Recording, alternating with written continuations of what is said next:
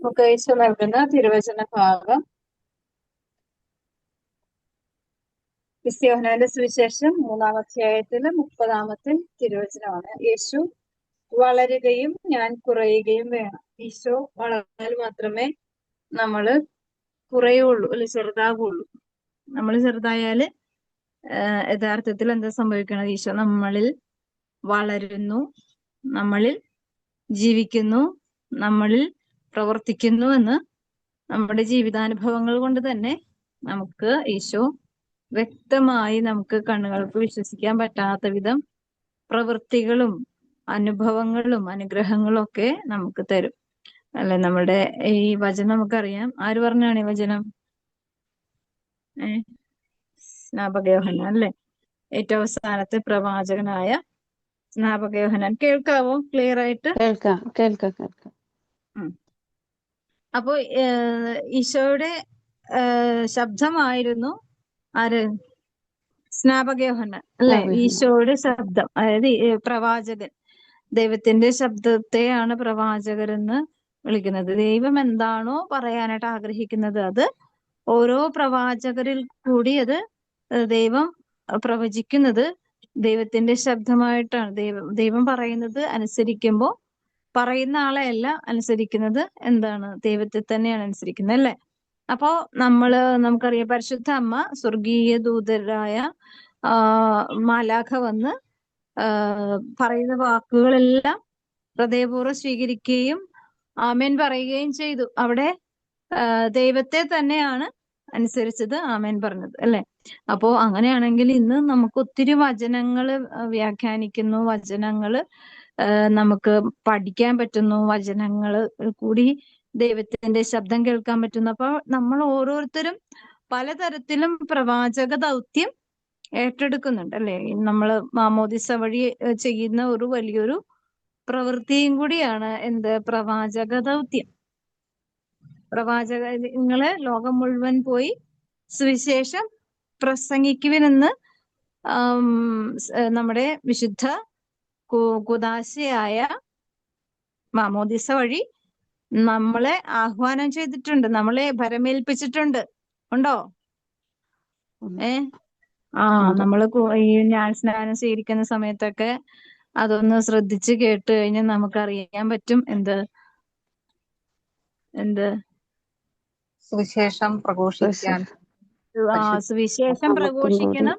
ദൈവത്തിന്റെ പ്രവാചക ദൗത്യമാണ് നമ്മൾ ഓരോരുത്തരും ചെയ്യുന്നതെന്ന് അവിടെ കുദാശ വചനം കൂടി അച്ഛൻ കുഞ്ഞിനെ കൗദാശിക വചനങ്ങൾ കൂടി സഭയിലേക്ക് സ്വാഗതം ചെയ്യുന്ന സമയങ്ങളിലെല്ലാം പറയുന്നുണ്ട്. അപ്പോ നമ്മൾ ഓരോരുത്തരും ദൈവത്തിന്റെ എന്താണ്? പ്രവാചക ശബ്ദം, അല്ലെങ്കിൽ ദൈവത്തിന്റെ സ്വരമായി മാറുവാൻ, ദൈവം തന്നെയായി മാറുവാൻ, ദൈവം നമ്മുടെ ദൈവം നമ്മുടെ ഇടയിൽ ജീവിക്കുന്നു, ദൈവം നമ്മുടെ ജീവിതത്തിൽ ഇടപെടുന്നു എന്നത് ഞാനും നിങ്ങളും വ്യക്തമായി മനസ്സിലാക്കുന്നെങ്കിൽ ഞാൻ വഴി, അല്ലെങ്കിൽ നമ്മൾ ഓരോരുത്തരും വഴി ലോകത്തെ അറിയിക്കാനുള്ള ഉത്തരവാദിത്വം നമുക്കുണ്ട്, അല്ലെ? അതെ, ഉണ്ടോ?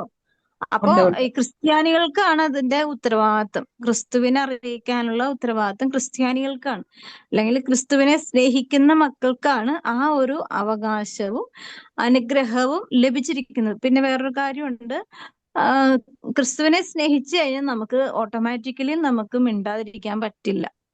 അത് പ്രവൃത്തിയിൽ കൂടി, പ്രാർത്ഥനയിൽ കൂടി, ജീവിതത്തിൽ കൂടി നമ്മളത് പ്രഘോഷിക്കപ്പെട്ടുകൊണ്ടിരിക്കും. നമ്മളിപ്പോ അത് വയ്യാന്ന് വിചാരിച്ചാൽ പോലും അത് നമ്മളിൽ പ്രവർത്തിച്ചുകൊണ്ടിരിക്കും, അല്ലെ? അപ്പോ നമുക്ക് ചിലപ്പോ സഹനങ്ങൾ ഉണ്ടാവാം, ചില സമയത്ത് നമുക്ക് രോഗങ്ങൾ ഉണ്ടാവാം, പീഡകൾ ഉണ്ടാവാം, ദുരിതങ്ങൾ ഉണ്ടാവാം. എങ്കിലും എന്താ സംഭവിക്കുന്നത്?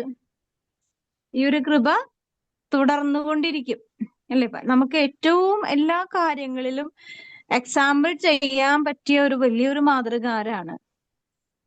പരിശുദ്ധ അമ്മ. പരിശുദ്ധ അമ്മ തന്നെ. കാരണം ഏത് കാര്യത്തിലും എക്സാമ്പിൾ ആയിട്ട് നമുക്ക് മുന്നിൽ നിർത്താവുന്ന ഏറ്റവും നല്ല ഉത്തമ ഉദാഹരണം പരിശുദ്ധ അമ്മ ഈ ഭൂമിയിൽ ജീവിച്ചു. ഈശോ ജീവിച്ചില്ല എന്നല്ല, ഈശോ ജീവിച്ചു. പക്ഷെ ഈശോ ആരാണ്?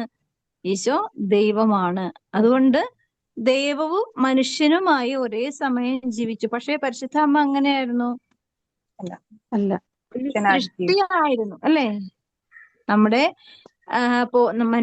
മനുഷ്യനായിട്ട് തന്നെ ദൈവത്വം ഇല്ലാതെ, എന്നാൽ ദൈവത്വം ഉണ്ട് താനും അല്ലെ? പരിശുദ്ധ അമ്മ എന്ന് പറഞ്ഞ പരിശുദ്ധിയുടെ പരിപൂർണതയിൽ തന്നെ ജീവിച്ചു. എന്നാൽ ഒരു സൃഷ്ടിയായിട്ടാണ്. പരിശുദ്ധ അമ്മ ഈ ലോകത്ത് ഒന്നും സൃഷ്ടിക്കുന്നില്ല, എല്ലാം ദൈവമാണ് സൃഷ്ടിക്കുന്നത്. എല്ലാത്തിനെയും പരിപോഷിപ്പിക്കുക, നിലനിർത്തുക, സംരക്ഷിക്കുക എന്നീ ഉത്തരവാദിത്തങ്ങളാണ് പരിശുദ്ധമ്മ ഭരമേറ്റത്. അതുകൊണ്ടാണ് പരിശുദ്ധ അമ്മയെ കുരിശിന്റെ ചുവട്ടിൽ ആയിരുന്ന സമയത്ത് ഈശോ അതികഠിനമായ, അതായത് നമുക്കറിയാം, നമുക്കൊരു ഭയങ്കര തലവേദന എന്ന് പറഞ്ഞാൽ തല അനക്കാൻ പറ്റുന്നില്ല, അനക്കാൻ പറ്റാത്ത വേദന. അതുപോലെ നമുക്ക് ശരീരത്തിന്റെ ഏത് അവസ്ഥയിലുള്ള വേദനയാണെങ്കിൽ നമുക്ക് ഒരാൾ നമ്മളോട് വന്ന് സംസാരിക്കാൻ നമുക്ക് ഇഷ്ടപ്പെടുമോ? ഇല്ല. നമുക്ക് ആ വേദനയുടെ കഠിനത മൂലം നമുക്ക് നമ്മളോട് തന്നെ വലിയൊരു യുദ്ധമായിരിക്കും. ആ വേദന നമുക്ക് അനുഭവിച്ച് ഇരിക്കാൻ പറ്റാം. അങ്ങനെ എന്ന് വെച്ചാൽ ഒരു മനുഷ്യന്റെ ശരീരത്തിൽ നിന്നും പ്രാണൻ ഇങ്ങനെ പറിച്ചു മാറ്റുന്ന അവസ്ഥയുടെ ഏറ്റവും കഠിനതയുള്ള കാരണം ഈശോ എങ്ങനെയാണ് മരണപ്പെട്ടതെന്ന് നമുക്കറിയാലേ. ഏറ്റവും നട്ടുച്ച നേരത്ത് ഈ മൂന്നാണികളിൽ സകലമാന മുറിവുകളോട്, അതായത് ഉച്ച മുതൽ ഉള്ളംകാല് വരെ ഒരു മുറിവ് പോലും ഇല്ലാത്ത ഒരു ഇടം പോലും ഇല്ല. അതായത് എല്ലാ തരത്തിലും എല്ലാ ഇടങ്ങളിലും മുറിവായിരുന്നു. മുറിവ് എന്ന് പറഞ്ഞാൽ നിസ്സാര പോറലാണോ? അസ്ഥി വരെ കാണാവുന്ന തരത്തിലുള്ള മുറിവുകളായിരുന്നു. അപ്പൊ ഒരു മനുഷ്യനിപ്പോ ഒരു കാലിന്റെ വേദനയാണെങ്കിൽ നമ്മൾ കാല് വേദനയെ ഓർത്തു മാത്രം നമ്മൾ വിഷമിക്കും അല്ലെ? ഈ വേദന എവിടെന്നെല്ലാമാണോ വേദന, അത് പൂർണ്ണമായും അനുഭവിക്കുകയാണ്. കാരണം വേദനയുടെ ഏറ്റവും മരണത്തിന്റെ ഏറ്റവും വലിയ സമയങ്ങളിൽ ഈശോ ശരീരത്തിന്റെ എല്ലാ വേദനയും ഒരുപോലെ, അതായത് നമുക്കറിയാം നമ്മുടെ ശരീരത്തിൽ നമ്മൾ ഒന്നും വേണ്ട, നമ്മുടെ ആരും ക്രൂശിക്കണ്ട, നമ്മളുടെ കൈ ഒന്ന് ഒരു അരമണിക്കൂർ നമ്മൾ ഒരു കൈയോ രണ്ട് കൈയോ, ഒരു കൈ തന്നെ പൊക്കി പിടിച്ച കുറച്ച് കഴിയുമ്പോൾ നമ്മുടെ കൈ എന്താ കഴച്ച വേദന ആയിരിക്കും അല്ലെ? ഇങ്ങനെ ഇതിന്റെ ഈ ഷോൾഡറിന്റെ എല്ല് ഭയങ്കരമായിട്ട് വേദനിക്കും അല്ലെ? നമ്മൾ അധികം നേരമൊന്നും കൈ ഉയർത്തിന്ന് പ്രാർത്ഥിക്കാറില്ല അല്ല. മോശ ഇതുപോലെ ഇസ്രായേൽ ജനങ്ങളുടെ യുദ്ധസമയത്ത് മോശ കൈ ഉയർത്തി മണിക്കൂറോളം പ്രാർത്ഥിച്ചു കൈ വിട്ടുപോകുന്ന വേദനയായപ്പോ ആരൊക്കെ വന്ന? ജോഷുവയും കാലേബും വന്നു അല്ലെ? രണ്ടുപേരും വന്നിട്ട് ഒരു മോശയെ അവിടെ ഇരുത്തി കൈ അവർ ഉയർത്തി പിടിച്ചുകൊണ്ട് യുദ്ധം ജയിച്ചത് അല്ലെ? സ്വന്തമായിട്ട് നമ്മുടെ ശരീരത്തെ സഹനങ്ങള് കൺട്രോൾ ചെയ്യാൻ പറ്റില്ല. അപ്പോ ഈശോയ്ക്ക് ആരെങ്കിലും സഹായിക്കാനുണ്ടായിരുന്നോ? ഈശോയ്ക്ക് ആരും സഹായിക്കാനുണ്ടായിരുന്നില്ല. അപ്പോ ഈശോ സ്വയം ആ സഹനങ്ങളുടെ മൂർധന്യം എന്ന് പറഞ്ഞാല് നമ്മുടെ ഈ കൊച്ച് തലച്ചോറിലൊന്നും ഉൾക്കൊള്ളുന്നതൊന്നും അല്ല ഈശോയുടെ വേദന.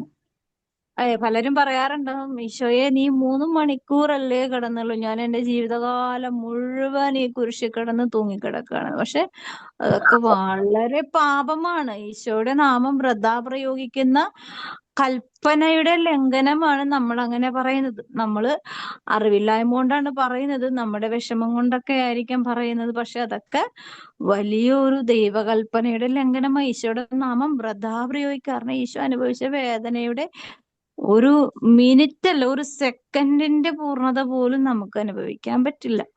അപ്പൊ അത്രയും ശക്തമായ വേദനയിൽ ഈശോ ആർക്ക് വേണ്ടിയാണെന്നുള്ളത് ഈ ലോകം അറിയാത്തതുകൊണ്ട് നമ്മളെ തന്നെ പരിപോഷിപ്പിച്ച്, നമ്മളെ തന്നെ മോടി പിടിപ്പിച്ച്, നമ്മളെ തന്നെ സെലിബ്രേറ്റ് ചെയ്തത് ആത്മീയതയിലാണെങ്കിലും ഇപ്പൊ നമുക്കറിയാം കൗൺസിലിംഗ് ഒക്കെ ചെയ്യുമ്പോൾ പലർക്കും ഉള്ള ഒരു അവസ്ഥയാണ് കൗൺസിലിംഗ് ചെയ്ത് നല്ല കൃപയോടുകൂടി ജീവിക്കുക. ഏതെങ്കിലും കുരുത്തക്കേടില് അവര് വീണു പോകാൻ സാധ്യതയുള്ള പ്രലോഭനം വരുമ്പോ അവർക്ക്, മനുഷ്യനല്ലേ, വീണു പോകാൻ 100 സാധ്യതകൾ ഒത്തിരി ഉണ്ട്. അപ്പൊ കൗൺസിലിംഗ് എന്ന് പറഞ്ഞാൽ എന്താണ്?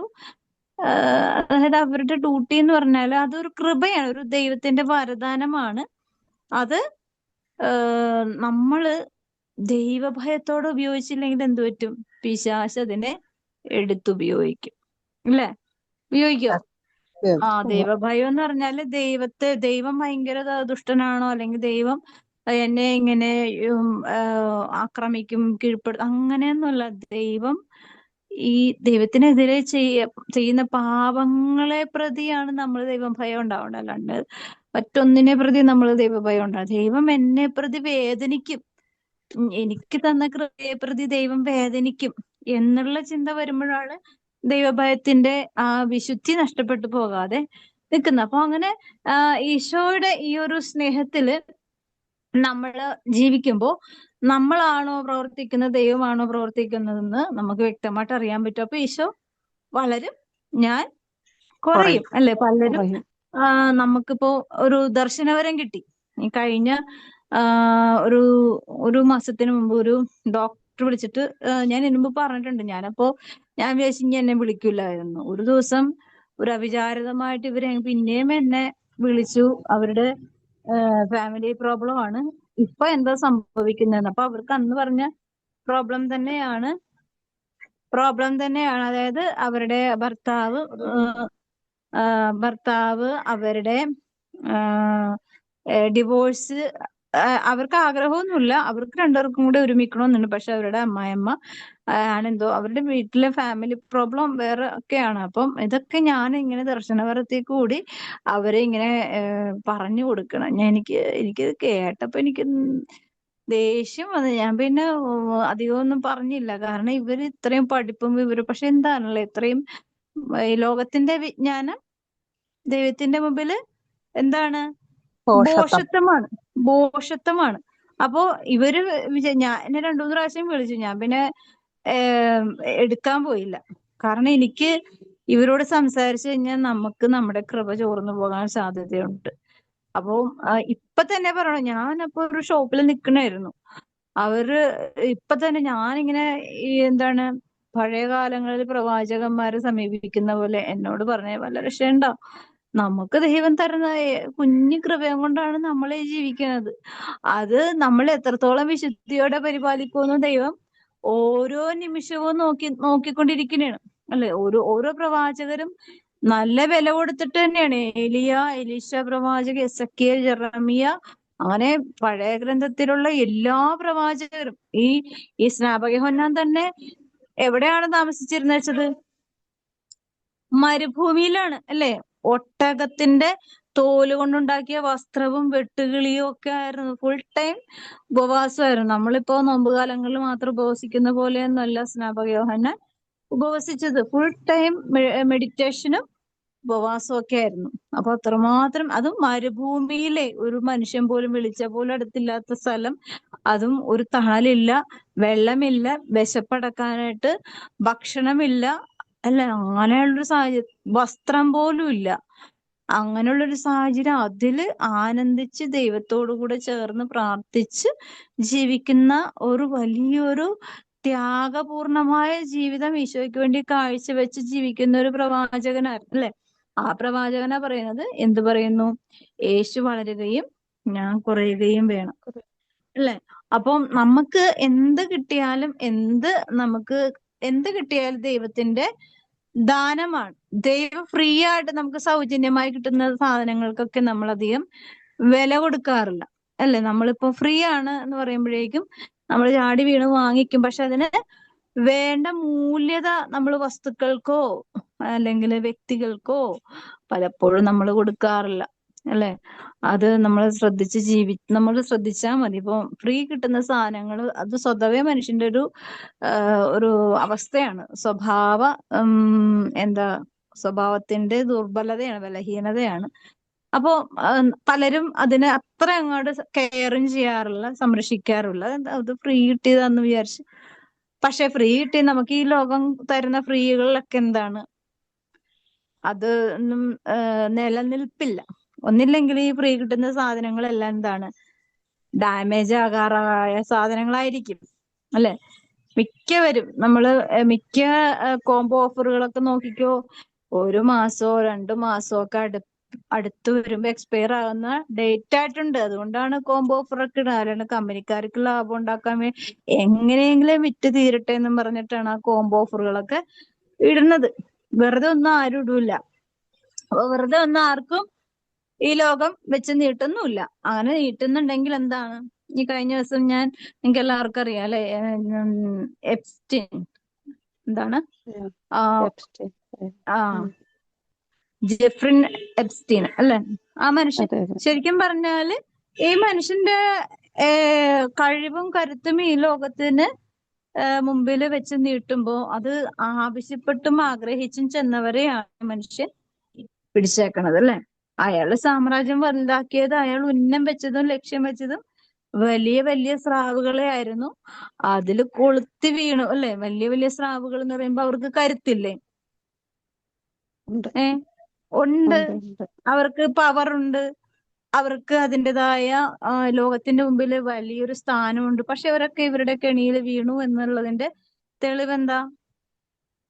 ആ ഒരു പ്രലോഭനം അല്ലെങ്കിൽ ആ വ്യക്തിയിലേക്കുള്ള ആകർഷണത പലതും കടന്ന് ആകർഷിച്ചത് അത് ഫലപ്രാപ്തിയിലെത്തി.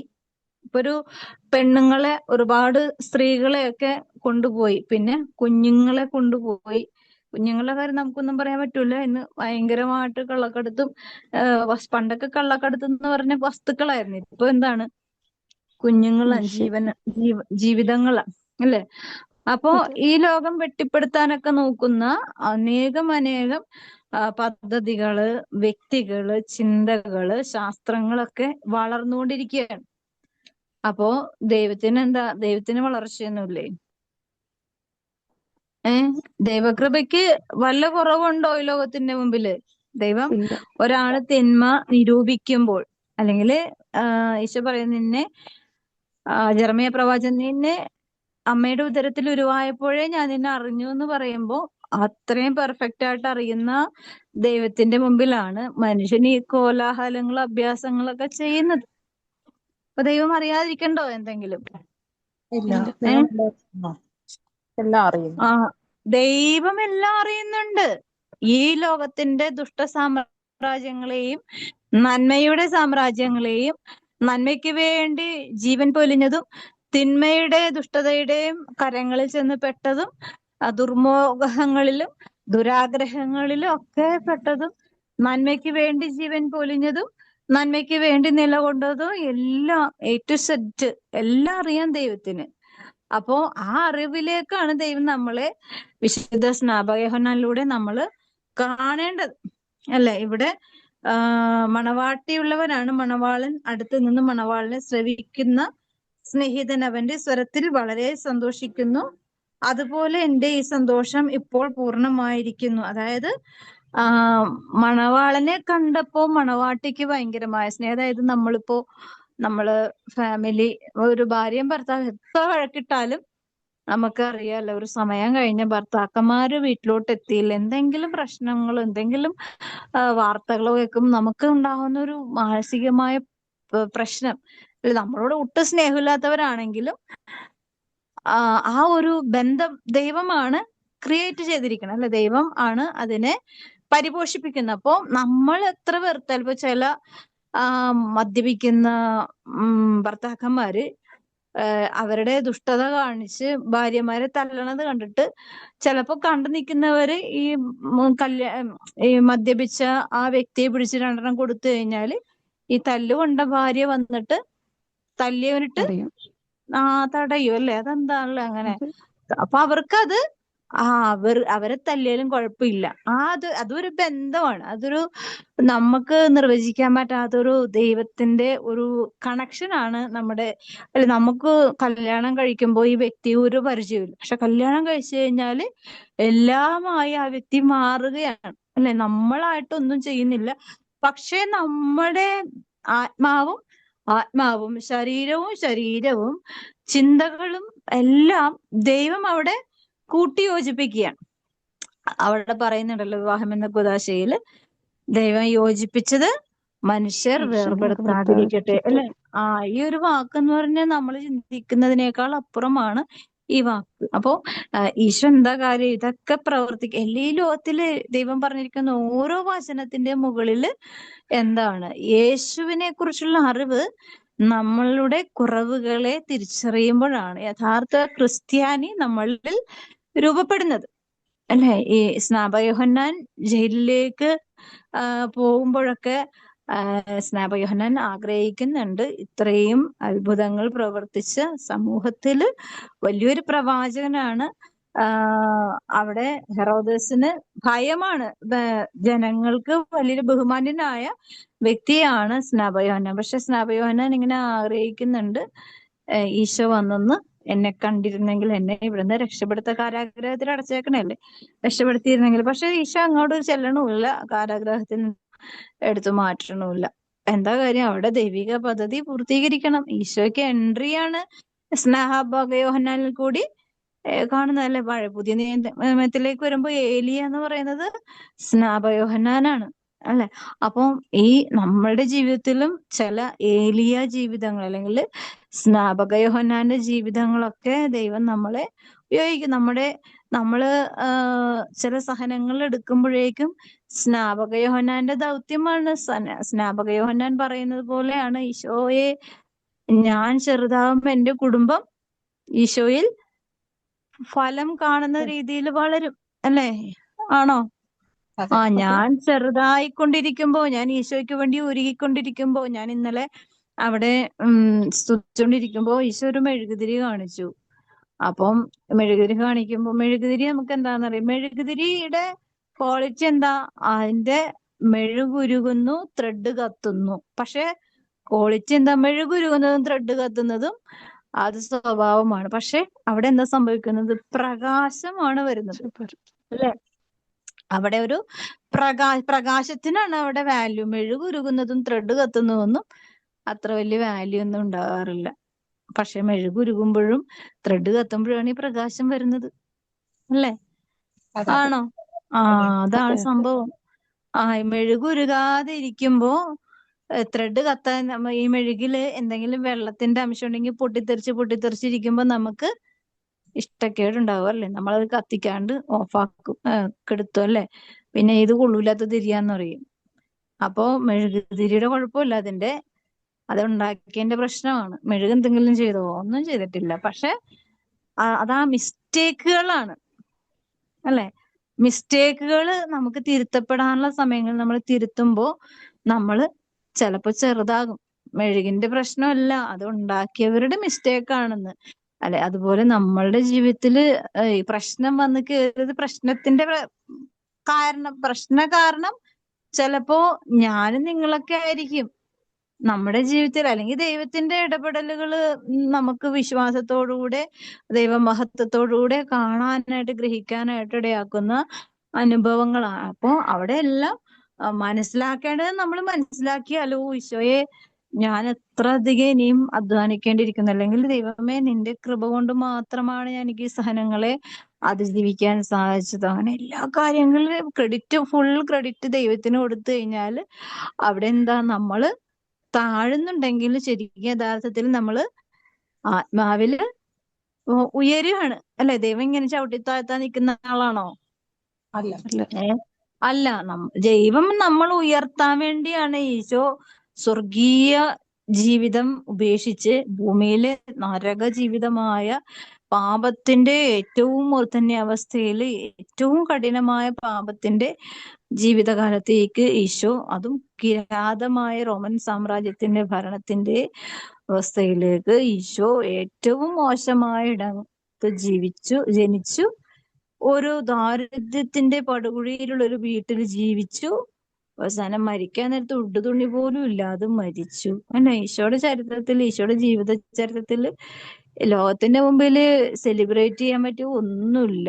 30 വർഷം മറിയത്തിനോടൊപ്പം ജീവിച്ചു എന്ന് പറയുന്നുണ്ടെങ്കിൽ അവിടെയെല്ലാം ഈശോ ഭയങ്കര എന്താണ്, പോഷായിട്ടൊന്നുമല്ല ജീവിച്ചത്. വളരെ ലളിതവും വളരെ ദാരിദ്ര്യവും വലിയ ആരും അറിയാത്ത രീതിയിൽ പരിശുദ്ധ അമ്മയോട് ചേർന്ന് ലോകത്തിന്റെ മുമ്പില് ഒന്നും ഇല്ലാത്ത രീതി ഈ ഭൂമിയിലാണ് ദൈവം 30 വർഷം ജീവിച്ചെന്ന് നോക്കണം. അതായത് സ്വർഗത്തിന്റെ സകല മലാഖമാരുടെയും സ്തുതികീർത്തനങ്ങളുടെ നടുവില് ഹോസാന ഹല്ലേലൂയ എന്ന് അനവരത, ഒരു സെക്കൻഡ് പോലും ബ്രേക്കില്ല അവർക്ക്. ഒരു സെക്കൻഡ് പോലും ബ്രേക്ക് ഇല്ലാണ്ട് ഇങ്ങനെ സ്തുതി കീർത്തനങ്ങളുടെ നടുവില് കേൾക്കുന്നതാണ് ഈശോ. ഈ സ്തുതി കീർത്തനങ്ങൾ ഈശോയെ പറ്റിയാണ് പറഞ്ഞു പാടുന്നത് അല്ലെ. ആ പറഞ്ഞു പാടുന്ന ദൈവപുത്രനെ, ആ രാജകുമാരനെ ഭൂമിയിലിട്ട് 30 വർഷം ഒരു ദാരിദ്ര്യത്തിന്റെ പടുകുഴിയിലുള്ള ഒരു വീട്ടിലേക്ക് ദൈവം അയച്ചു. അത് ജനനവും ജീവിതവും ഒക്കെ ഭയങ്കര ബുദ്ധിമുട്ട് തന്നെയായിരുന്നു. അതുമല്ല, നമ്മൾ ഓർക്കണം, ഇപ്പൊ നമ്മുടെ മക്കള്, കൃപയുള്ള മക്കളൊക്കെ ഇപ്പൊ ഈ കാലഘട്ടത്തിൽ പ്രത്യേകിച്ച് നല്ല നല്ല മനസാക്ഷിയോടും ദൈവസ്നേഹത്തോടും ദൈവഭയത്തോടും കൂടെയൊക്കെ ജീവിക്കുന്ന മക്കൾക്ക് ഈ കാലഘട്ടത്തിൽ ജീവിക്കാൻ എന്തൊരു പ്രയാസമാണ്, ഇല്ലേ? ആണോ? അതെ അതെ സമൂഹത്തിലേക്ക് ഇറങ്ങി ചെല്ലുമ്പോഴേക്ക് അവരെ കൊത്തിപ്പറിക്കുന്ന മനുഷ്യരുടെ ഇടയിലാണ് ഇവര് ജോലി ചെയ്യുന്നതാണെങ്കിലും പഠിക്കുന്നതാണ്. നമുക്കറിയാലോ, ഇപ്പൊ സ്കൂളുകളിലൊക്കെ നല്ല മിടുക്കന്മാരായ മക്കൾ, ഇപ്പൊ നമുക്ക് ആ ഷഹബാസ്, എനിക്ക് അവന്റെ ഫോട്ടോ കാണുമ്പോ എനിക്ക് ചങ്ക് വേദനയാണ്. ഇപ്പോഴും അവന്റെ ഫോട്ടോ കാണുമ്പോ എനിക്ക് ഭയങ്കര വിഷമമാണ്. ഇടക്കിടക്കൊക്കെ അവന്റെ വാർത്തകള് കേൾക്കുമ്പോഴൊക്കെ എനിക്ക് ഭയങ്കര, കാരണം നമ്മുടെ വീട്ടിൽ അതുപോലത്തെ ഒരു മോനുണ്ട്. ആ സെയിം സിറ്റുവേഷനിൽ കൂടി അവൻ കടന്നു പോകേണ്ട ഒരു അവസ്ഥ, നമ്മുടെ മക്കള് അങ്ങനെ പോകുമ്പോ നമ്മൾ ആ വേദന ചങ്കില് പറഞ്ഞു പോകുന്ന വേദന. അങ്ങനെയാണെങ്കിൽ ഒരു അമ്മ അത് അനുഭവിച്ചതും അങ്ങനെ ആ ജീവിതം പൊലിഞ്ഞതും അവന്റെ ആത്മാവിലും ശരീരത്തിലും അനുഭവിച്ച വേദനകൾ, അവനെ പോലെ എത്ര എണ്ണമാണ് ഈ ഭൂമിയിൽ നല്ല ജീവിതം നന്നായിട്ട് ജീവിക്കുന്ന മക്കള്, നല്ല രീതിയിൽ വീട്ടുകാരോട് സ്നേഹമുള്ള ഒരു സമൂഹത്തോട്, കോളേജിലോട്, പഠിക്കുന്ന മേഖലകളിലാണ് പ്രവർത്തിക്കുന്ന ഒത്തിരി നല്ല സമൂഹത്തിൽ സമ്മതരായിട്ടുള്ള അംഗീകാരമുള്ള നല്ല മക്കളെയാണ് ഈ ലോകത്തിന്റെ ദുഷ്ടതയുടെ കരങ്ങളിൽ ഭീകരമായി ആക്രമിച്ച് കീഴ്പ്പെടുത്തി നഷ്ടപ്പെടുത്തി കളഞ്ഞത് അല്ലേ. അപ്പൊ എന്തുകൊണ്ടാണ്?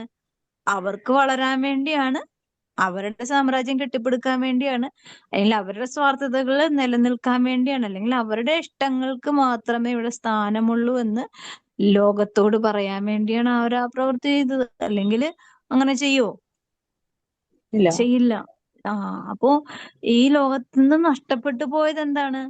എല്ലാവർക്കും എല്ലാം നേടണം അല്ലെ, എല്ലാം നേടിത്തന്നവനെ ചവിട്ടി താഴ്ത്തണം, ഇങ്ങനത്തെ ഒരു ചിന്താഗതി വന്നതുകൊണ്ടാണ് ഈ ലോകം ഇങ്ങനെ ഒരു ദുർബലമായ അവസ്ഥ. ഒരു തരത്തിലും നമുക്ക് ഒരു നല്ല വാർത്ത കേൾക്കാനില്ല, ഒരു നല്ല മരണം കേൾക്കാനോ കാണാനോ പറ്റുന്നില്ല. ഒരു നല്ല ഒരു അഭിഷേകമുള്ള അവസ്ഥയിൽ പൂർണ്ണതയിൽ നിൽക്കുന്നു എന്ന് പറയുന്ന ഒരു വ്യക്തിയെ നമ്മൾ അന്വേഷിച്ച് കണ്ടെത്തിയാൽ എന്തെങ്കിലും കുറ്റങ്ങളൊക്കെ കാണും. ഇപ്പൊ എന്നിലാണെങ്കിലും പല കുറ്റങ്ങൾ എന്നിൽ തന്നെ ഉണ്ട് അല്ലെ. അപ്പോ പലപ്പോഴും നമ്മുടെയൊക്കെ സ്വാർത്ഥത നിലനിൽക്കാൻ വേണ്ടി ചെയ്യുന്ന പല പ്രവൃത്തികളുണ്ട്. എല്ലാ മനുഷ്യരുടെ ഉള്ളിലും ജഡം പ്രവർത്തിക്കുന്നുണ്ട്. പക്ഷെ പൂർണ്ണമായും സറണ്ടർ ആകുന്ന വ്യക്തികൾക്ക് മാത്രമേ ദൈവത്തിന്റെ മുമ്പിൽ ഇങ്ങനെ പറയാൻ പറ്റുള്ളൂ: ഈശോയെ, ഞാൻ ചെറുതായിക്കൊണ്ട് ദൈവമേ നീ എന്നില് വളർന്നു നിൽക്കണമെങ്കിൽ മാത്രമേ എനിക്ക് ഈ ലോകത്തിന്റെ മുമ്പിൽ പിടിച്ചു നിൽക്കാൻ പറ്റുള്ളൂ. അപ്പൊ ഈശോ, ഞാൻ ചെറുതാകുമ്പോ ഈശോ വളരും അല്ലേ. അപ്പൊ അതെ ഒരു വലിയൊരു അത്ഭുതം നടക്കുന്നുണ്ട്. ഈശോ വളർന്നു നിൽക്കുമ്പോ നമ്മളെ കാണാൻ പറ്റില്ല ശത്രുക്കൾക്ക്. കണ്ടാലും എന്ത് സംഭവിക്കുന്നു? അവർക്ക് നമ്മളെ നശിപ്പിക്കാനും പറ്റില്ല. കാരണം മുമ്പിൽ നിൽക്കുന്ന ആരാ? ഈശോയാണ്. സർവത്തിന്റെയും ശക്തനായ ദൈവം തന്നെയാണ് നമ്മുടെ മുമ്പിൽ നിൽക്കുന്നത്. അപ്പോ ഈശോ ഇങ്ങനെ വളർന്ന് പന്തലിച്ച് നിൽക്കണമെന്നുണ്ടെങ്കിൽ എന്ത് വേണം?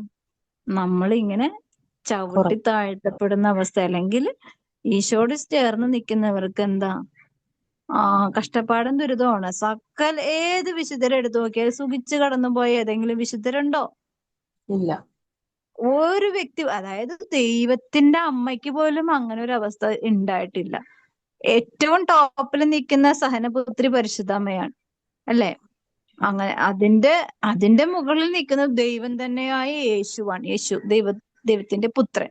പിന്നെ അതിന്റെ താഴെയാണ് എല്ലാവരും വന്നേക്കുന്നത്. അപ്പൊ അങ്ങനെയാണെങ്കിൽ സഹനത്തിന്റെ ഏറ്റവും വലിയ പ്രവൃത്തി പൂർത്തീകരിച്ചത് ദൈവത്തിൽ തന്നെയാണ്. അങ്ങനെയാണെങ്കിൽ പിന്നെ ദൈവത്തിന്റെ താഴെ എല്ലാവരും വരുള്ളൂ അല്ലെ. ദൈവത്തിന്റെ സഹനങ്ങളുടെ താഴെ എല്ലാവരും വരുള്ളൂ. എല്ലാ വിശുദ്ധരും, എല്ലാ വ്യക്തികളും, ഞാനും നിങ്ങളും, ലോകത്തിന്റെ ഓരോ കുഞ്ഞുങ്ങളും അല്ലെ, ഓരോ ഇനിയും ജനിക്കാനിരിക്കുന്ന ഓരോ വ്യക്തിയും അതിന് താഴെ വരുന്നുള്ളൂ.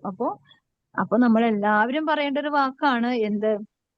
ഈശോ ഈശോ വള വളരുകയും ഈശോ വളർന്ന് നിക്കണം, വളരണം. ഞാൻ ചെറുതായി നിക്കണം. അപ്പൊ ആ എളുപ്പ പരിപാടിയാണ്. ഈശോ വളർന്നു നിന്ന് കഴിഞ്ഞാല് എനിക്ക് ഈ ലോകത്തിന്റെ എല്ലാ ദുഷ്ടതയുടെ ശക്തിയിൽ നിന്നും എനിക്ക് സംരക്ഷണവും സഹായവും ലഭിക്കും. മാത്രമല്ല എനിക്ക് വിജയം വരിക്കാൻ വളരെ ഈസിയാണ്. പക്ഷെ ഇതൊക്കെ പറയാനൊക്കെ ഭയങ്കര എളുപ്പമാണ്. പക്ഷെ കടന്നു പോകേണ്ട വഴികൾ വളരെ ക്ലേശപൂർണമാണ്, വളരെ ബുദ്ധിമുട്ടാണ്. പക്ഷെ ഈശോ പറയണ എന്താണ്? എല്ലാ ഭാരവും എന്നെ ഏൽപ്പിച്ചാൽ മതി, അവിടുന്ന് എല്ലാം താങ്ങിക്കോളും. പുറപ്പാട് 14 പറയുന്നത് എന്താ? നിങ്ങൾ നിശബ്ദരായി, നമുക്ക് നിശബ്ദമായിട്ട് ഇരിക്കാൻ പറ്റില്ല പല സമയം. കാരണം നമ്മൾ ഷൗട്ടാണ്. എന്താണ്? നമ്മുടെ ഉള്ളിലുള്ള ജഡം നമ്മളെ പ്രകോപിപ്പിക്കുമ്പോ നമുക്ക് ശാന്തതയില്ലാത്തതുകൊണ്ട് നമ്മൾ അങ്ങോട്ട് വളർന്ന് പന്തലിക്കുന്നു എന്നുള്ളതിന്റെ അടയാളമാണ് നമ്മൾ ഷൗട്ട് ചെയ്യണത്. നമ്മളിലുള്ള ആ ഉള്ളിലുള്ള ജഡം ഇങ്ങനെ താഴ്ന്നിട്ടില്ല, താഴാൻ പറ്റുന്നില്ല. അതുകൊണ്ട് എന്താ? നമ്മുടെ ശരീരം, ഇന്ദ്രിയങ്ങളൊക്കെ നമ്മളെക്കാൾ ഉയർന്നു നിൽക്കും. അതുകൊണ്ടാണ് ഒച്ചപ്പാടും ബഹളവും ഒക്കെ വീട്ടിലുണ്ടാവുന്നത്. അപ്പോ നമ്മൾ ഒച്ചപ്പാടും ബഹളമൊക്കെ വരുന്നതിന്റെ കാര്യം നമ്മൾ ഉയർന്നു തന്നെ നിൽക്കുന്നത് കൊണ്ടാണ്. പല വീടുകളിലും ഈശോയ്ക്ക് നിൽക്കാനില്ല. ഈ ഒച്ചപ്പാട് കേൾക്കുമ്പോ തന്നെ ഈശോ കൊണ്ട് ഇറങ്ങി അങ്ങോട്ട് പോകും. അപ്പൊ എന്താ? നമ്മൾ വളർന്ന് പന്തലിച്ചു എന്നുള്ളതിന്റെ അടയാളം കൊണ്ട് ഈശോയ്ക്ക് അവിടെ നിൽക്കാനുള്ള സീറ്റില്ല, സ്ഥലമില്ല, പ്ലേസ് ഇല്ല. അതുകൊണ്ട് ഈശോ പറയാ, നീ എപ്പോഴെങ്കിലും ഒക്കെ എന്നെ അന്വേഷിച്ച് വരുമല്ലോ. അന്വേഷിച്ച് ചെല്ലുമ്പോ നമ്മൾ ചെറുതാകും. ഓട്ടോമാറ്റിക്കലി നമ്മൾ ചെറുതാകുമ്പോൾ മാത്രമേ നമുക്ക് ദൈവത്തെ അന്വേഷിച്ച് ചെല്ലാൻ പറ്റുള്ളൂ. നമ്മൾ എപ്പോ ചെറുതാവുന്നു അവിടെയാണ് ദൈവത്തെ അന്വേഷിക്കാൻ ഇറങ്ങുന്നത്. നമ്മൾ എപ്പോ വലുതാവുന്നു, നമ്മൾ ഈ ലോകത്തിന്റെ എന്തോ വലിയ സംഭവമാണെന്നും നമ്മുടെ ഉള്ളിൽ നിന്ന് തന്നെ എന്തോ ഒരു ചിന്ത വരും. അപ്പോ നമുക്കൊരിക്കലും രക്ഷപ്പെടാൻ പറ്റില്ല. ഇവിടെ പറയുന്നുണ്ട്, ചെരുപ്പിന്റെ ആ വള്ളി ഉണ്ടല്ലോ, ഈശോയൊക്കെ അന്നത്തെ കാലത്ത് ഉപയോഗിച്ചിരുന്ന ചെരുപ്പുണ്ടല്ലോ. ഇന്നിപ്പോ ഷൂസിന്റെ ഒക്കെ വള്ളി അഴിച്ച് ഇപ്പൊ ഇങ്ങനെ ചില ഇത് റീൽസ് കണ്ടിട്ടുണ്ട്, വെറുതെ പ്രാങ്ക് ചെയ്യാൻ വേണ്ടി. അതായത് സമൂഹത്തില് മനുഷ്യരുടെ സ്വഭാവവും മനുഷ്യന്റെ ചിന്താഗതികളൊക്കെ നല്ല പ്രാങ്കാണെങ്കിൽ നല്ലതൊക്കെയാണ്. ഒരു ആള് ഇങ്ങനെ മുടന്തി വരുന്നു, അവർക്ക് കാലില് ലേസ് അഴിഞ്ഞപ്പോ ഒന്ന് കെട്ടിത്തരുമോന്ന് ചോദിക്കുന്നു. ആർക്കത് താല്പര്യമില്ല. അങ്ങനെ കുറെ പേര് പോകുമ്പോ ചിലപ്പോ കൊച്ചുങ്ങളൊക്കെ ആയിരിക്കും ലേസ് കെട്ടി കൊടുക്കുന്നത്, ചിലപ്പോ വയ്യാണ്ടിരിക്കുന്നവരൊക്കെ ആയിരിക്കും. അപ്പൊ സമൂഹത്തില് നല്ല ഹൃദയങ്ങളൊക്കെ വളരെ റെയറാണ്. ചെറുതാവണോണ്ടാണ് അങ്ങനെയൊക്കെ ചെയ്തു കൊടുക്കാൻ പറ്റണത്, അല്ലേ? അതെ. വലുതായതുകൊണ്ടാണ് നോക്കി അങ്ങോട്ട് പോണത്. അയ്യോ എനിക്ക് വയ്യ, പറ്റില്ല എന്ന് പറഞ്ഞ് അങ്ങോട്ട് പോണത്. വലുതായി നിൽക്കുന്നോണ്ടാ. ഇപ്പൊ സമൂഹവുമായിട്ട് ഒരു അറ്റാച്ച്മെന്റ് ഇല്ല. ഞാനും നിങ്ങളെല്ലാവരും ഒരു സമൂഹ ജീവികളാണ്, സമൂഹവുമായി ഡിപ്പെൻഡഡ് ആണ്, സമൂഹവുമായി ലിങ്കാണ് നമ്മള്. പക്ഷെ ഞാൻ എന്നും പറഞ്ഞ് ജീവിക്കുകയാണ്. ഈ യൂറോപ്യൻ കൺട്രീസിലൊക്കെ അങ്ങനെയാണ്. അവനവന്റെ കാര്യം നോക്കി ജീവിക്കുന്നു. പക്ഷെ സമൂഹവുമായിട്ടൊരു കണക്ഷൻ വരുമ്പോഴാണ് അതിന്റെ ഒരു കൃപ. അതുകൊണ്ട് ഈശോ പറയുന്നത്, നിന്നെ പോലെ തന്നെ നിന്റെ അയൽക്കാരെ സ്നേഹിക്കും. നമ്മളിങ്ങനെ ഇങ്ങനെ കണക്ട് ചെയ്ത് പറയുമ്പോൾ ഒരുപാട് കാര്യങ്ങൾ പറയേണ്ടി വരും. അപ്പൊ അതുകൊണ്ട് കാര്യം മനസ്സിലാക്കുക. നമ്മൾ ചെറുതാവുമ്പോൾ നമ്മൾ യഥാർത്ഥത്തില് ഈ ലോകത്തിന്റെ മുമ്പിൽ വളരുന്നുണ്ട്. അത് നമ്മൾ അറിയാത്ത വിധത്തിൽ ദൈവം വളർത്തുന്നു.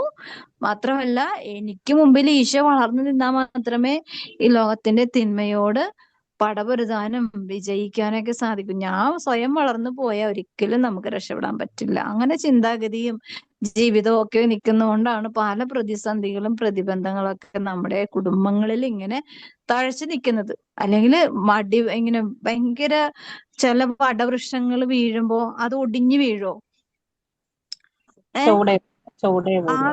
വേരോടുകൂടെ പിഴുത് വീഴും. അതുവരെ നിൽക്കേണ്ട ആവശ്യമുണ്ടോ? അല്ലെ? വേരോടെ പിഴുത് വീഴുമ്പോഴേക്കും നമുക്ക് പിന്നെ അവിടെ നിന്ന് എടുത്തു മാറ്റുക, നമുക്ക് അവിടെ സ്ഥാനമില്ല. അങ്ങനെ നമ്മുടെ പല പാരമ്പര്യങ്ങളില് പല തറവാടുകളൊക്കെ ഇന്ന് ചെതലരിച്ചു പോയേക്കുന്നതിന്റെ കാര്യം ഇതാ. വേരോടെ ശാപം കിട്ടിപ്പോയി. അതുകൊണ്ട് എന്താ? നാശത്തിന്റെ അങ്ങേയറ്റമാണ്. അപ്പൊ അതൊന്നും ഇല്ലാതിരിക്കണമെങ്കിൽ ദൈവത്തിന്റെ കരുണ കൊണ്ടാണ് ഞാൻ ഓരോ ദിവസവും ജീവിക്കുന്നത്. ദൈവം എന്നെ അങ്ങനെ എല്ലാ ഫുള്ളും ക്രെഡിറ്റും ദൈവത്തിന് കൊടുത്തു പ്രാർത്ഥിച്ച് ജീവിച്ച് ദൈവത്തോട് ഐക്യപ്പെട്ട് പോയാൽ തീർച്ചയായും നമുക്ക് കിട്ടുന്ന അനുഗ്രഹം ഉണ്ടല്ലോ അത് നമുക്ക് എണ്ണി തിട്ടപ്പെടുത്താൻ പറ്റും. നമ്മൾ കുടുംബങ്ങൾ അനുഗ്രഹിക്കപ്പെടും, നമ്മുടെ പാരമ്പര്യം അനുഗ്രഹിക്കപ്പെടും. നീ വിശ്വസിച്ചാൽ നിന്റെ കുടുംബം രക്ഷ പ്രാപിക്കുന്നു പറഞ്ഞു. എന്റെ കാര്യം അതാ. അപ്പൊ അങ്ങനെ ഒരു ആത്മാക്കൾ നമ്മുടെ ജീവിതങ്ങളിലും കുടുംബങ്ങളിലും ഒക്കെ ഉണ്ടാകട്ടെ. അങ്ങനെ ഉണ്ടായില്ലെങ്കിൽ നമ്മൾ അടിവേരോടെ പിഴുതു മാറ്റപ്പെടുവാനിടയാക്കും. ഹൃദയം പ്രാർത്ഥിക്കാം.